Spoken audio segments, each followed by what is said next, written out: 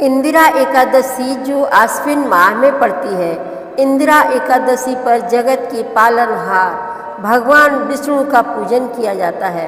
माना जाता है कि एकादशी पर पूरे मनोभाव से श्री हरि की पूजा की जाए तो व्यक्ति को पापों से मुक्ति मिल जाती है, कष्ट दूर होते हैं और जीवन सुखमय बनता है। सो अलग पितृपक्ष में पितरों की पूजा की जाती है और मोक्ष की कामना की जाती है।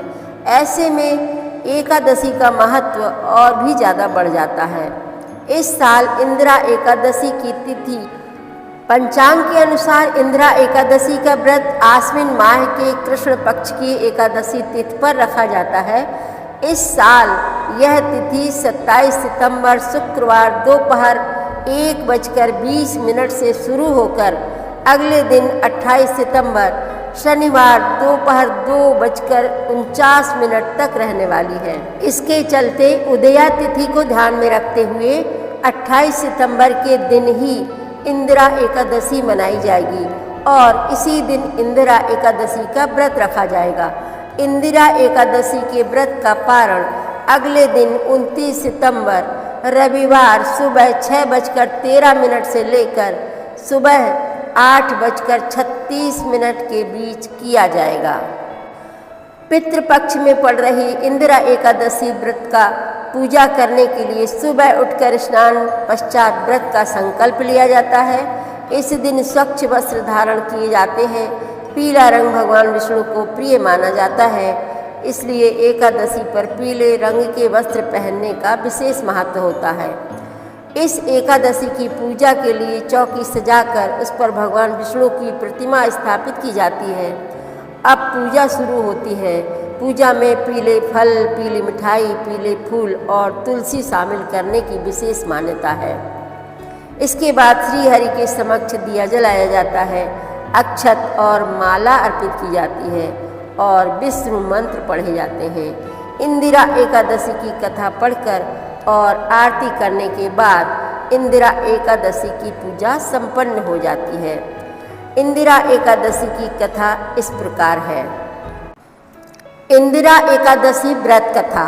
धर्मराज युधिष्ठिर कहने लगे कि हे भगवान, अश्विनी कृष्ण एकादशी का क्या नाम है, इसकी विधि तथा फल क्या है, सो कृपा करके कहिए। भगवान श्री कृष्ण कहने लगे कि इस एकादशी का नाम इंदिरा एकादशी है। यह एकादशी पापों को नष्ट करने वाली तथा पितरों को अधोगति से मुक्ति देने वाली होती है। हे राजन, ध्यान पूर्वक इसकी कथा सुनो। इसके सुनने मात्र से ही वायपेय यज्ञ का फल प्राप्त होता है। प्राचीन काल में सत्ययुग के समय में महिष्मती नाम की एक नगरी में इंद्रसेन नाम का एक प्रतापी राजा धर्मपूर्वक अपनी प्रजा का पालन करते हुए शासन करता था। वह राजा पुत्र, पौत्र और धन आदि से संपन्न और विष्णु का परम भक्त था। एक दिन जब राजा सुखपूर्वक अपनी सभा में बैठा था तो आकाश मार्ग से महर्षि नारद उतरकर उसकी सभा में आ गए। राजा उन्हें देखते ही हाथ जोड़कर खड़ा हो गया और विधि पूर्वक आसन व अर्घ्य दिया। सुख से बैठकर मुनि ने राजा से पूछा कि हे राजन, आपके सातों अंग कुशल पूर्वक तो हैं? तुम्हारी बुद्धि धर्म में और तुम्हारा मन विष्णु भक्ति में तो रहता है। देवर्षि नारद की ऐसी बातें सुनकर राजा ने कहा, हे महर्षि, आपकी कृपा से मेरे राज्य में सब कुशल है तथा मेरे यहाँ यज्ञ कर्मादि सुकृत हो रहे हैं। आप कृपा करके अपने आगमन का कारण कहिए। तब ऋषि कहने लगे कि हे राजन, आप आश्चर्य देने वाले मेरे वचनों को सुनो।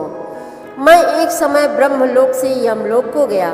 वहाँ श्रद्धा पूर्वक यमराज से पूजित होकर मैंने धर्मशील और सत्यवान धर्मराज की प्रशंसा की। उसी समय यमराज की सभा में महान ज्ञानी और धर्मात्मा तुम्हारे पिता को एकादशी का व्रत भंग होने के कारण देखा। उन्होंने संदेशा दिया, सो मैं तुम्हें कहता हूँ। उन्होंने कहा कि पूर्व जन्म में कोई विघ्न हो जाने के कारण मैं यमराज के निकट रह रहा हूँ। सो हे पुत्र, यदि तुम अश्वनी कृष्णा इंदिरा एकादशी का व्रत मेरे निमित्त करो तो मुझे स्वर्ग की प्राप्ति हो सकती है। इतना सुनकर राजा कहने लगा कि हे महर्षि, आप इस व्रत की विधि मुझसे कहिए। नारद जी कहने लगे, अश्वनी माह की कृष्ण पक्ष की 10वीं के दिन प्रातःकाल श्रद्धा पूर्वक स्नानादि से निवृत्त होकर पुनः दोपहर को नदी आदि में जाकर स्नान करें, फिर श्रद्धा पूर्वक पितरों का श्राद्ध करें और एक बार भोजन करें। प्रातःकाल होने पर एकादशी के दिन दातून आदि करके स्नान करें, फिर व्रत के नियमों को भक्ति पूर्वक ग्रहण करता हुआ प्रतिज्ञा करें कि मैं आज संपूर्ण भोगों को त्याग कर निराहार एकादशी का व्रत करूँगा। हे अच्युत, हे पुंडरीकाक्ष, मैं आपकी शरण हूँ, आप मेरी रक्षा कीजिए। इस प्रकार नियम पूर्वक शालिग्राम की मूर्ति के आगे विधि पूर्वक श्राद्ध करके योग्य ब्राह्मणों को फलाहार का भोजन कराएं और दक्षिणा दें।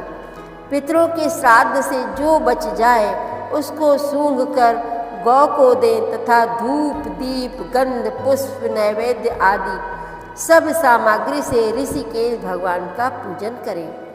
रात में भगवान के निकट जागरण करें। इसके पश्चात द्वादशी के दिन प्रातःकाल होने पर भगवान का पूजन करके ब्राह्मणों को भोजन कराएं।